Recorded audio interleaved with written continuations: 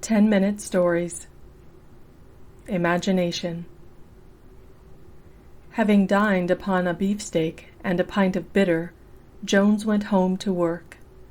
The trouble with Jones, his first name William, was that he possessed creative imagination, that luggage upon which excess charges have to be paid all through life. To the critic, the stupid, the orthodox, the slower minds without the flash. He was alone in his brother's flat. It was after 9 o'clock. He was halfway into a story and had stuck. Sad to relate, the machinery that carries on the details of an original inspiration had blocked, and to invent he knew not how. Unless the imagination produced, he would not allow his brain to devise mere episodes, dull and lifeless substitutes. Jones, poor fool, was also an artist. And the reason he had stuck was not surprising, for his story was of a kind that might well tax the imagination of any sane man. He was writing at the moment about a being who had survived his age, a study of one of those rare and primitive souls who walk the earth today in a man's 20th century body, while yet the spirit belongs to the golden age of the world's history. You may come across them sometimes, rare, ingenuous, delightful beings, the primal dew still upon their eyelids, the rush and glow of earth's pristine fires pulsing in their veins, careless of gain, indifferent to success, lost, homeless, exiled. De paises. The idea had seized him. He had met such folk. He burned to describe their exile, the pathos of their loneliness, their yearnings, and their wanderings, rejected by a world they had outlived. And for his type, thus representing some power of unexpended mythological values strayed back into modern life to find itself denied and ridiculed. He had chosen a centaur, for he wished it to symbolize what he believed was to be the next stage in human evolution. Intuition no longer neglected, but developed equally with reason. His centaur was to stand for instinct, the animal body close to nature, combined with, yet not dominated by, the upright stature, moving towards deity. The conception was true and pregnant. And he had stuck. The detail that blocked him was the man's appearance. How would such a being look? In what details would he betray that, though outwardly a man, he was inwardly this survival of the golden age, escaped from some fair Eden, splendid, immense, simple and beneficent, yet a centaur. Perhaps it was just as well he had stuck, for his brother would shortly be in, and his brother was a successful businessman, with the money sense and commercial instincts strongly developed. He dealt in rice and sugar. With his brother in the flat, no centaur could possibly survive for a single moment. "It'll come to me when I'm not thinking about it," he sighed, knowing well the waywardness of his particular genius. He threw the reins upon the subconscious self and moved into an armchair to read in the evening paper the things the public loved, that public who refused to buy his books, pleading they were queer. He waded down the list of immoralities, murders, and assaults with a dreamy eye, and had just reached the witness's description of finding the bloody head in the faithless wife's bedroom, when there came a hurried, pelting knock at the door, and William Jones, glad of the relief, went to open it. There, facing him, stood the boar from the flat below. Horrors! It was not, however, a visit after all. "Jones," he faltered, "there's an odd sort of chap here asking for you or your brother. Rang my bell by mistake." Jones murmured some reply or other, and as the boar vanished with a hurry unusual to him, There passed into the flat a queer shape, born surely of the night and stars and desolate places.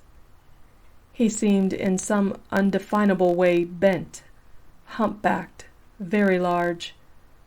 With him came a touch of open spaces, winds, forests, long clean hills, and dew-drenched fields.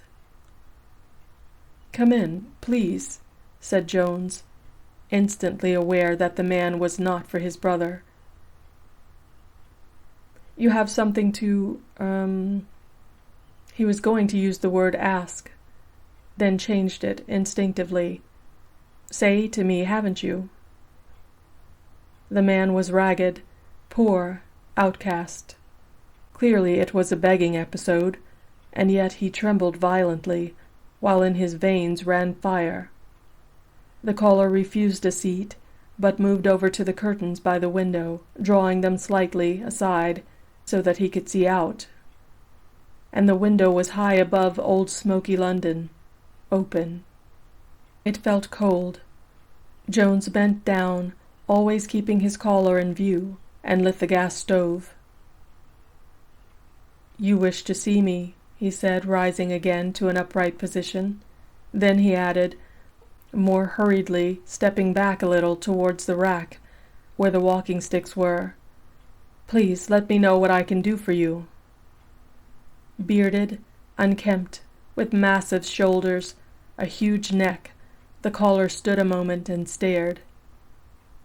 "Your name and address," he said at length, "were given to me."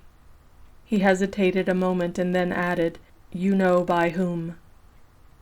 His voice was deep and windy and echoing.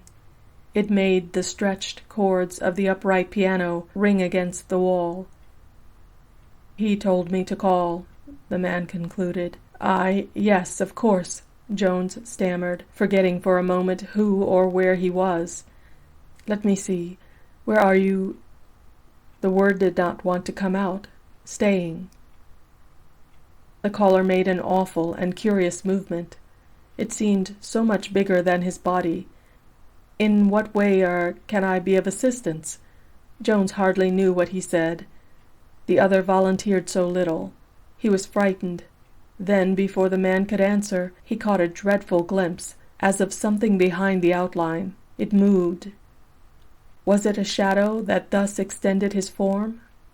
Was it the glare of that ugly gas stove that played tricks with the folds of the curtain, driving bodily outline forth into mere vacancy?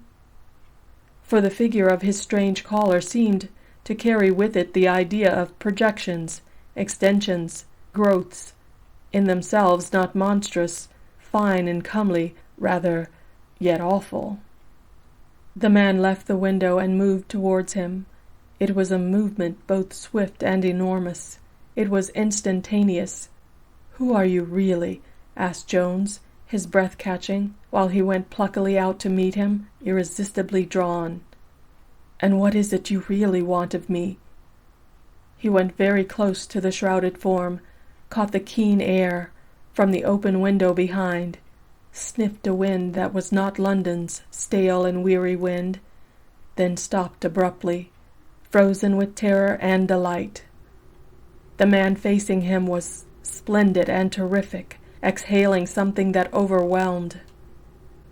"What can I do for you?" whispered Jones, shaking like a leaf. A delight of racing clouds was in him. The answer came in a singular, roaring voice that yet sounded far away, as though among mountains. Wind might have brought it down. "There is nothing you can do for me, but by Chiron there is something I can do for you." "And that is?" asked Jones faintly, feeling something sweep against his feet and legs, like the current of a river in flood. The man eyed him appallingly a moment.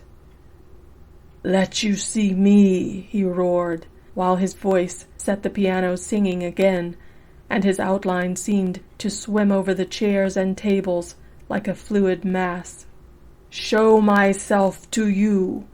The figure stretched out what looked like arms, reared gigantically aloft, towards the ceiling and swept towards him. Jones saw the great visage close to his own.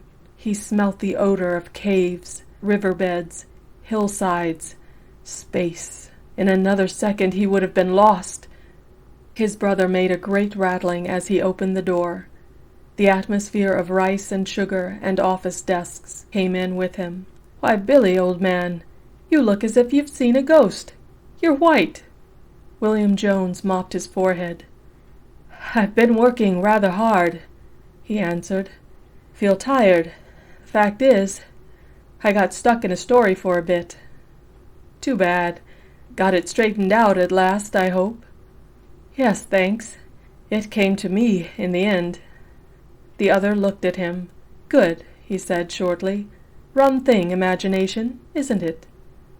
And then he began talking about his day's business, in tons and tons of food.